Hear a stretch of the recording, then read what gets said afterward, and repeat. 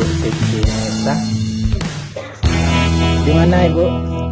Asalnya Bu? Deg-degan. Oh iya, nggak apa-apa, cuy, apa aja santai aja. Siti Nesa dari mana Ibu? Dari Metro, Pak. Oh ya, sama Metro. Metro ya. Iya.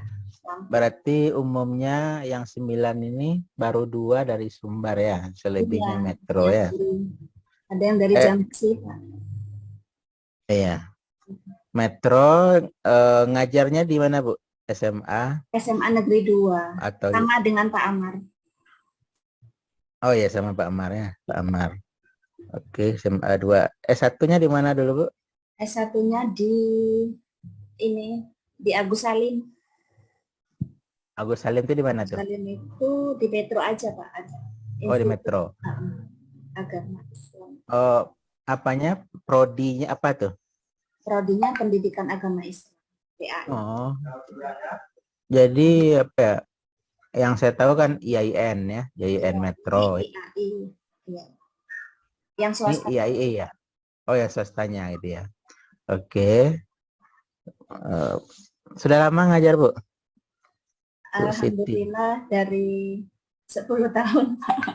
Oh 10 tahun ya. Oke.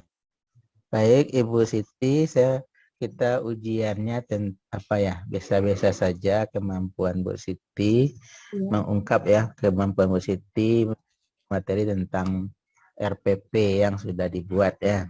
Materi Bu Siti tentang apa? Materinya tentang mujahadah an-nafsi. Menikmati kehidupan dengan kemuliaan. Isinya submaterinya ada mujahadah. Untuk RPP pertama. Iya, RPP kedua. RPP keduanya tentang husnudzon, Pak. Tentang husnudzon, berprasangka husnuzon. Oh ya. Husnuzon. Ketiga. Yang ketiganya tentang ukhuwah. Materi ketiga tentang apa? Persaudaraan.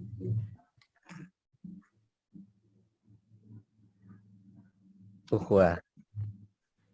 Ya, ukhuwah ya. Baik. Kembali ke nomor 1, mujaan nafsi. Apa saja yang dibahas di situ, Bu? Untuk materi mujaan nafsi itu saya menjelaskan. Kemudian ada manfaatnya. Kemudian ada tentang hikmahnya, aspek-aspeknya juga. Oke. Itu sudah komprehensif itu Bu ya? Iya, sudah dari keseluruhan yang ada yang harus.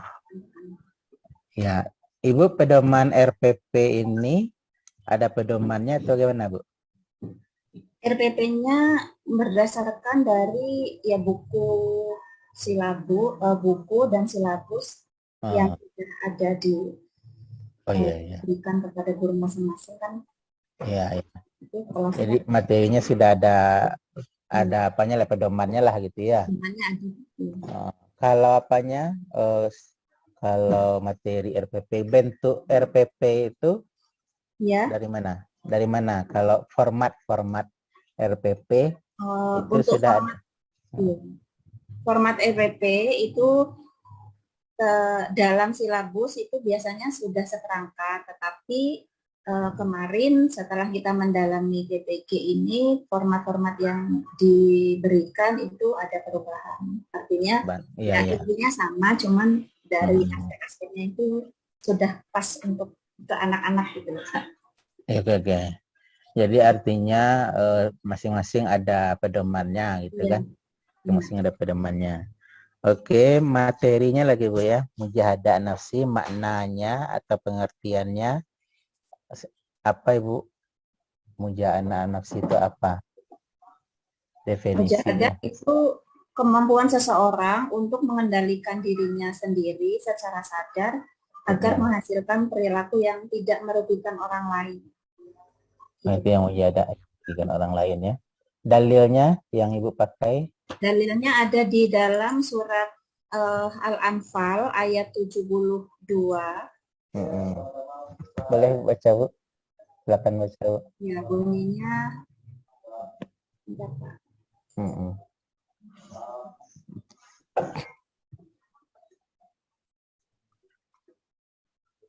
Bismillahirrahmanirrahim.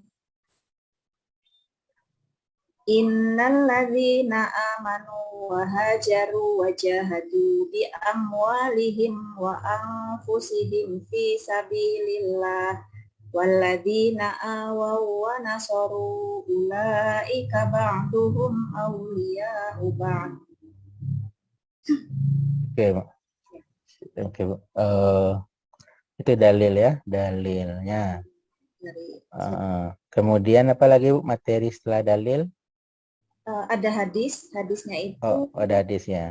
laisa syadidu bisur'ati innama syadidu alladzi yamliku nafsahu 'indal ghadab. Bukanlah orang yang perkasa atau kuat itu orang yang menang dalam berkelahi, namun orang yang kuat itu adalah yang bisa mengendalikan hawa nafsunya. Oke, itu dari teori seperti itu, Bu, ya. Rasanya sudah komprehensif Ibu menjelaskannya itu. Nah, kemudian apa kepada si anak ini? Kepada si anak kan, kepada anak apa yang kita ajarkan mereka harus paham dan kemudian berperilaku, menampilkan sikap atau perilaku yang dituntut dari dalil itu kan. Nah, kira-kira apa sikap yang dituntut, yang diperankan, yang Ibu inginkan dari ayat tadi itu kepada si anak, Ibu? Sikap-sikap apa yang harus dia aplikasikan sehari-hari? Ya, kalau kita memotivasi anak setelah mempelajari materi ini, anak itu dihimbau untuk bisa mengendalikan amarah, bisa mengendalikan hawa nafsu, kemudian menjaga pertemanan agar tidak terselisih. Ya. Baik. Kemudian kalau kan biasanya anak itu ada yang patuh, yang tidak juga, Bu. Kalau yang tidak, bagaimana Ibu solusinya? Kita akan mendekati secara apa ya, Pak? Personal gitu. Pendekatan. Baiklah, artinya didekati secara individu, kemudian bagaimana apakah anak itu mengalami masalah atau tidak. Berarti Ibu tidak langsung ya? Tidak langsung kalau ada anak salah, ada anak yang tidak bersikap yang kita inginkan dari materi, tidak langsung berarti, Bu? Ya, tidak langsung karena menurut saya tahapannya nanti ada ke BK, Pak, ada. Ke BP ya. Tidak langsung menghukum karena itu himbauannya. Jadi kalau ada permasalahan anak maka harus berhubungan dengan yang bagian konselingnya dulu. Gitu ya. Jadi mengikuti prosedur gitu ya. Mengikuti prosedur. Atau apa, Bu? Sebelum ke BK itu kan kepada guru kan diberi apa juga kan kewenangan untuk menyelesaikan masalah, enggak? Ya, kalau dia kaitannya dengan materi, seumpamanya dia tidak mengerjakan tugas atau malas-malesan, ya saya panggil sendiri, Pak, secara individu. Oh iya. Ya betul. Oke, Bu. Nah, kemudian Ibu menjelaskan juga enggak di dalam materi itu apa pentingnya mujahadah ini? Iya. Apa pentingnya? Apa materi yang Ibu sampaikan itu? Pentingnya mujahadah apa? Kalau pentingnya itu saya akan memberikan gambaran bahwa ketika orang itu bisa mengendalikan hawa nafsunya, maka dia akan dapat diterima di lingkungannya. Kemudian juga mengendalikan hubungannya dengan sesama dan juga didukung oleh masyarakat sekitarnya gitu, Pak. Oke. Jadi artinya apa? Maksud saya begini, Bu. Kadang-kadang kan itu dia mau melakukan sesuatu itu kalau ada manfaatnya yang dia rasakan langsung gitu ya, atau ada kerugiannya bila dia tidak melakukan gitu kan. Bila dia tidak melakukan. dalam penjelasan tadi Ibu sudah katakan bahwa Ibu menjelaskan itu. Tapi kadang-kadang kan anak tidak tidak menghiraukan penjelasan kita. Ya kata-kata kita tidak didengarnya gitu ya.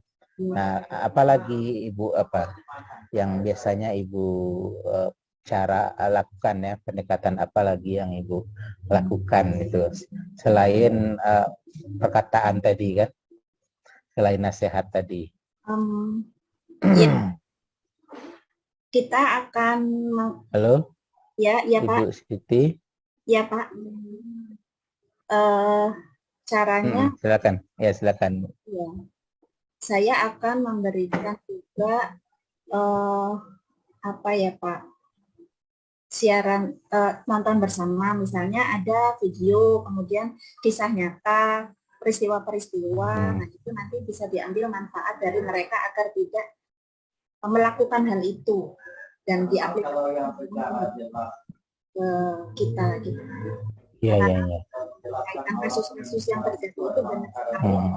Rata-rata ya ada di sekitar kita. Okay.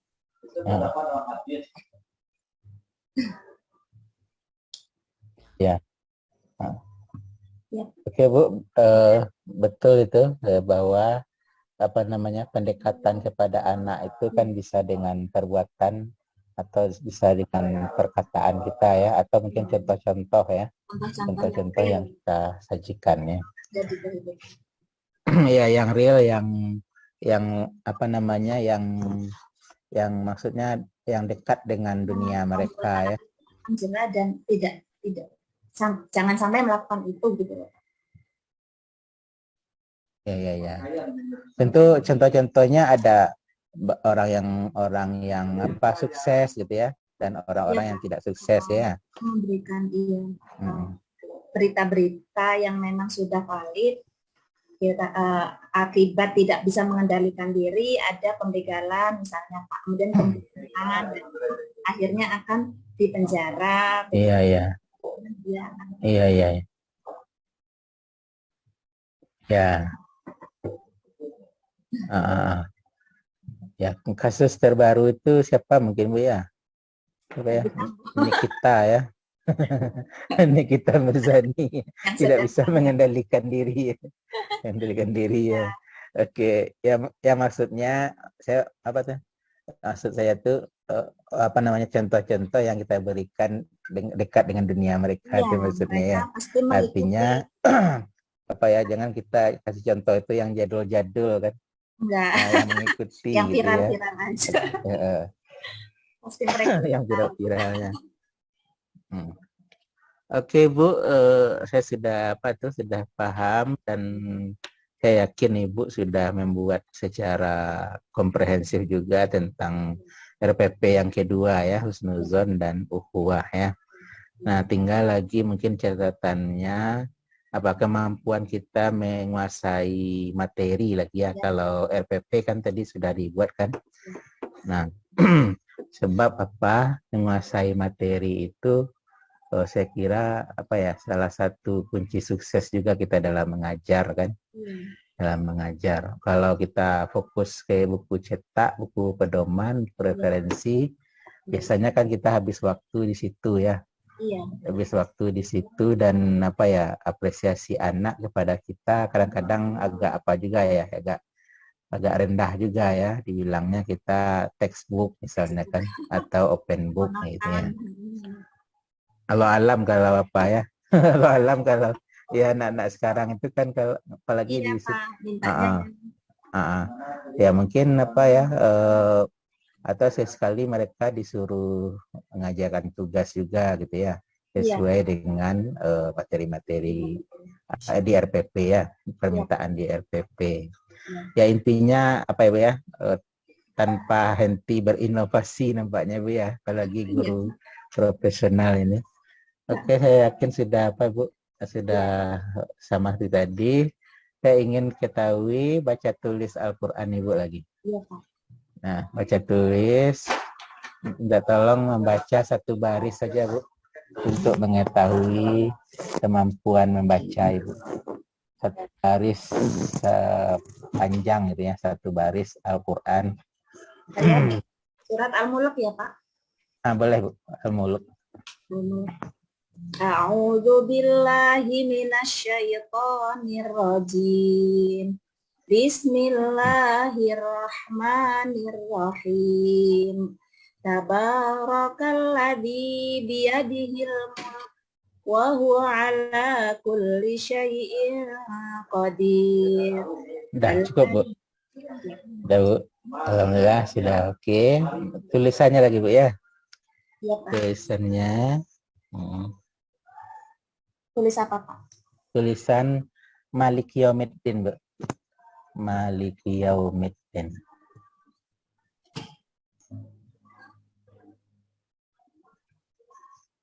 Maliki Yaumiddin.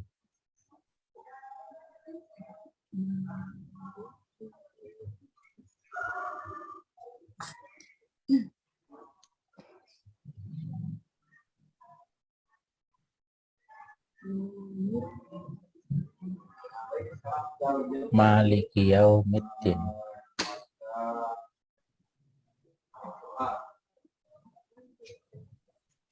Kalau sudah boleh diperlihatkan Bu. Ya. Mana Bu? Oh, mana ke atas kan dikit Bu. Oke. Maliki Yaumiddin. Oke, ke kiri Bu, ke kiri Bu. Ke Ke kiri, kiri Bu. Ya. Dinnya nampak. Oke. Cukup Bu. Oke, cukup. Evaluasinya kalau cara tulisannya sudah oke saya lihat Bu. Cuma Iya. mungkin apalagi apa ya? Mungkin terkait juga dengan ilmu seninya, kaligrafinya mungkin itu yang kurang itu ya. Iya, Pak. Tapi dan itu butuh apalagi ya keilmuan tersendiri juga kalau kaligrafi ya. Kaligrafi artinya di sini apa ya membaguskan lagi mungkin catatannya ya, membaguskan lagi. Kalau bacaan saya kira tadi sudah oke kalau satu ayat itu ya. Mungkin Ibu lebih tahu kemampuan ilmu tajwid Ibu ya. Tajwid. Tapi kalau satu ayat tadi saya mendengarnya alhamdulillah sudah oke ya. Tentunya apa namanya kita terus belajar untuk mengupdate kapasitas kita ya. Iya. Baik, barangkali saya rasa cukup Ibu. Ya. Cukup, tentu terima kasih atas atensinya dan mohon maaf atas segala kekurangan Bu ya. Sama-sama. Terima kasih kembali Pak. Ya, sama-sama. Assalamualaikum. Ya, Assalamualaikum. Sudah terakhir ini Bu ya? Iya Pak, saya terakhir. Ya terakhir ya.